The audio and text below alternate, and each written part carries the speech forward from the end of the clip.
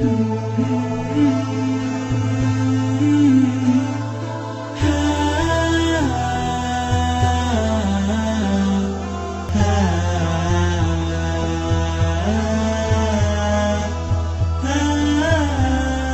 membuat kita semua bisa istiqamah di agamanya, kita hidup dan mati di atas keimanan kita. Karena waktu terbatas, teman-teman sekalian. Waktu terbatas, renungi baik-baik. Nggak ada waktu kita ulangi lagi. Atau pepatah bahasa Arab mengatakan begini, laita syababu ya'udu yauman. Coba seandainya masa muda bisa kembali sehari saja. Sekarang mumpung Anda kuat, Anda sehat, gunakan itu. Sebelum datang waktu di mana Anda tersibukkan, Anda sakit, Anda tua. Ada seorang kerabat kami dulu, subhanallah sudah meninggal, semoga Allah rahmati.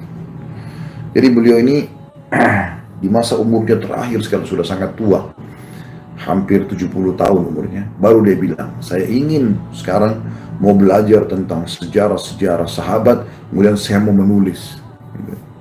Ada satu ponakannya sempat tegur mengatakan, paman, kapan waktunya?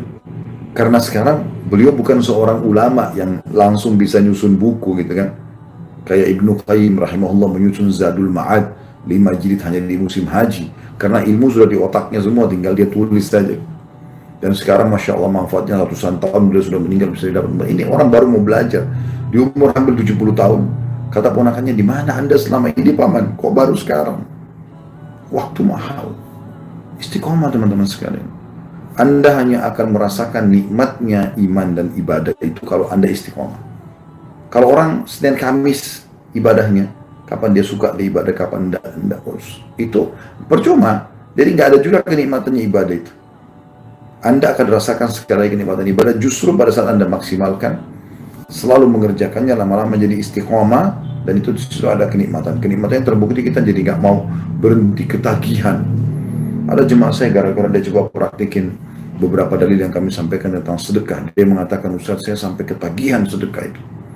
Ketagihan, kayak orang ketagihan, kayaknya kalau nggak sedekah tuh nggak enak. Cari siapa lagi yang dia mau kasih, apalagi yang dia mau kasih. Setiap kali makan pikirannya, siapa lagi yang saya mau berbagi. Karena sudah pikiran dia, kalau saya berbagi ini investasi yang terbenar. Ini yang paling benar. Pernah baginda Nabi SAW menyembelih seekor kambing, lalu beliau berikan kepada Aisyah sambil mengatakan, hai Aisyah, bagi-bagikanlah. Maka Aisyah pun mengikuti perintah Nabi SAW, dibagi-bagi kecuali paha bagian depan. Dan ini yang paling disuka oleh Nabi SAW gitu kan.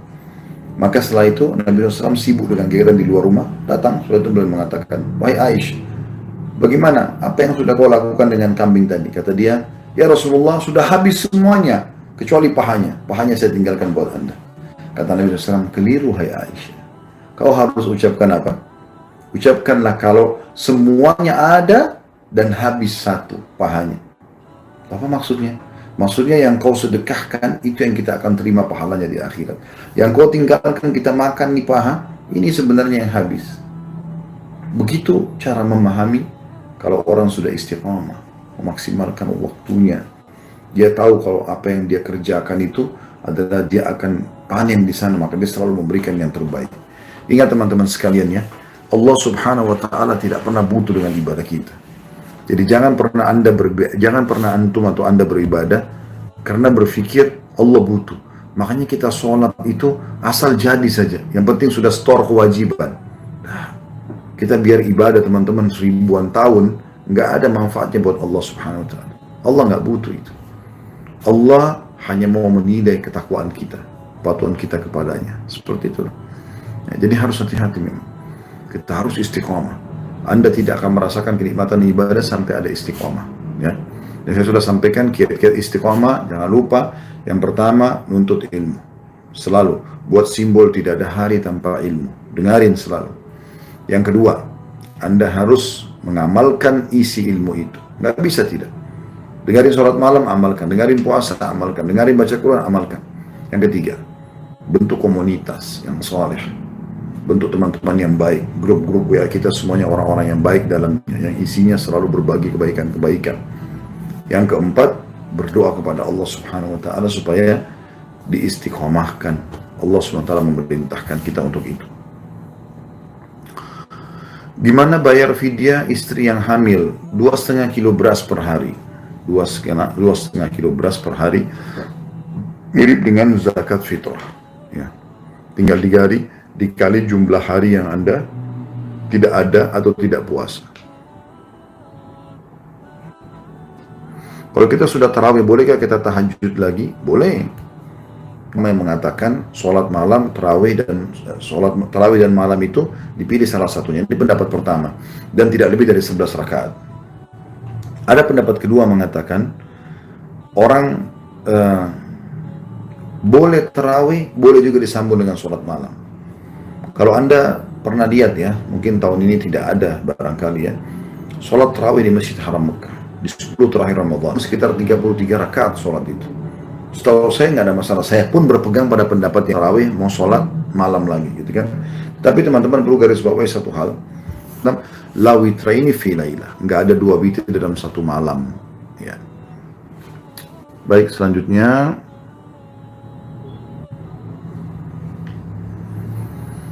Ustaz, bagaimana di bulan Ramadan nanti kalau kita masih pacaran? Khusus untuk orang yang sudah suami istri. A'udzubillahi minasyaitonirrajim. Uhilla lakum laila. Aku telah halalkan, kata Allah, untuk berhubungan biologis ya. Kalian menggauli istri kalian di malam Ramadan itu. Mereka para istri pakaian kalian, kalian juga pakaian buat mereka.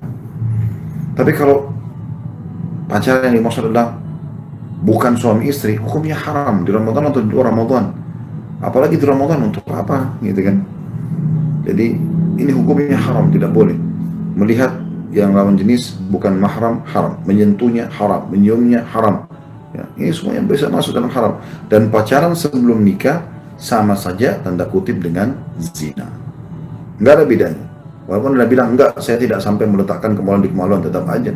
Kan zinanya mata melihat, zinanya lisan berbicara, zinanya telinga mendengar, zinanya tangan menjamah, zinanya kaki melangkah, dan kemaluan menyempurnakan itu, kata baginda Nabi alaihi salatu wassalam.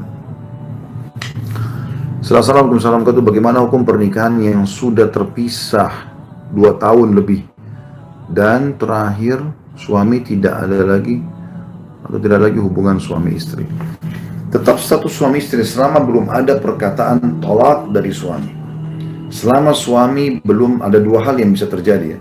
Yang pertama itu kalau suami mengatakan saya ceraikan kamu dengan lafaz yang jelas tanpa ada emosi, jatuh tolak itu. Atau yang kedua, si istri mengajukan khulu, menarik haknya suami.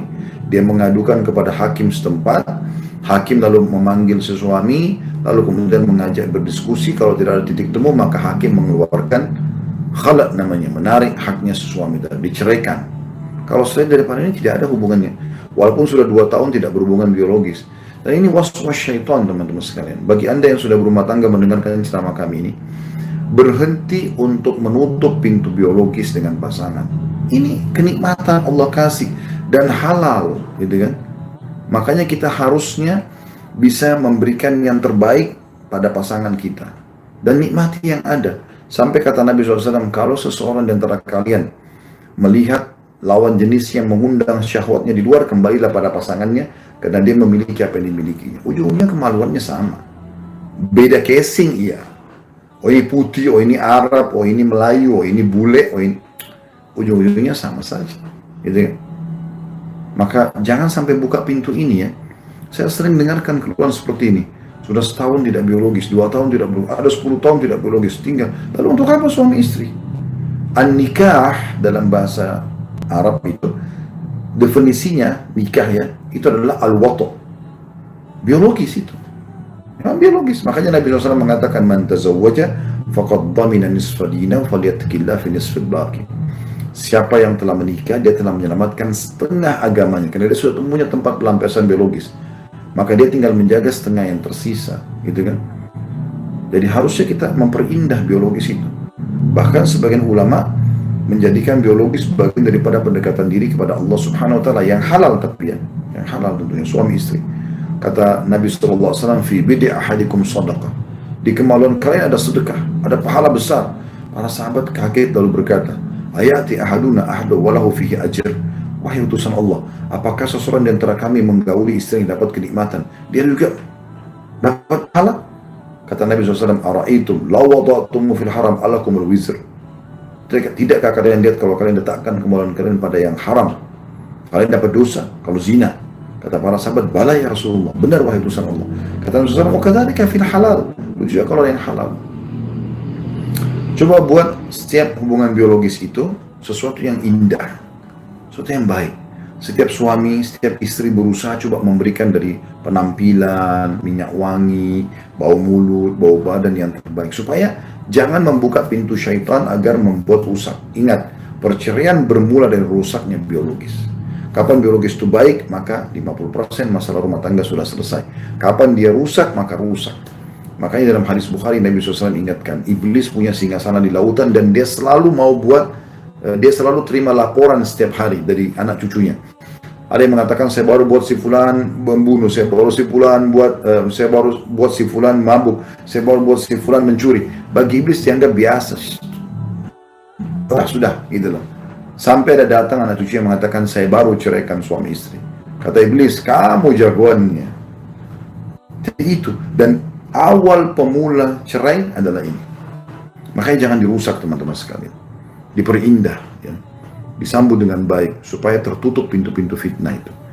Nasihat saya bagi akhwat kita yang sudah menjadi istri, jaga penampilan yang terbaik. Kata Nabi SAW, wanita ahli surga. Kepada para suami disampaikan, adalah wanita ahli surga, kalian, istri kalian ahli surga adalah yang kalau kalian lihat kepadanya kalian akan senang. Bajunya, penampilannya, badannya wangi, senyumannya, rambutnya yang rapi. Sampai Aisyah kalau mau menyambut Nabi SAW ditaruh wangi-wangian di rambut beliau radhiyallahu anha, menyambut Nabi SAW. Dan kalau kau perintahkan, maka dia akan patuhi. Selama bukan maksiat, lakukan. Temani saya duduk, ibu-ibu duduk, ini akhwat duduk temani suami saja, mau makan, mau ngobrol, tangannya dipijit-pijit, itu udah pahala besar, gitu kan? Itu luar biasa. Itu pacaran yang halal itu, gitu kan? Jadi penuhi itu. Dan kalau kau lagi tidak ada, dia menjaga amanah, tidak berkhianat. 3 ini ahli surga. Disebutkan begitu. Para akhwat kita, sambutlah surga dari tangan suami. Karena kata Nabi SAW, istri manapun yang meninggal sementara suaminya ridho, merasa kehilangan. Ridho itu kehilangan, aduh istri saya meninggal, sedih. Maka dijamin baginya masuk surga. Jangan sampai Anda menjadi pada saat meninggal suami mengatakan, alhamdulillah dia mati. Karena dengan dia mati tidak ada lagi yang cerewet di telinga saya, nggak bengkak karena tiap malam ribut terus, gitu kan? Kejar surga dari suami. Begitu juga Anda sebagai suami, kejar yang terbaik, nikmati istrimu, berikan dia baju tidur yang kamu suka, berikan minyak wangi yang kamu suka, sampaikan yang kau inginkan, nikmati dia. Kata Nabi SAW, istrimu kalau kau nikmati, kau akan nikmati dia, tapi kalau kau buat masalah, maka akan jadi masalah bagi kamu. Kan begitu penyampaian wahyu Nabi SAW sampaikan.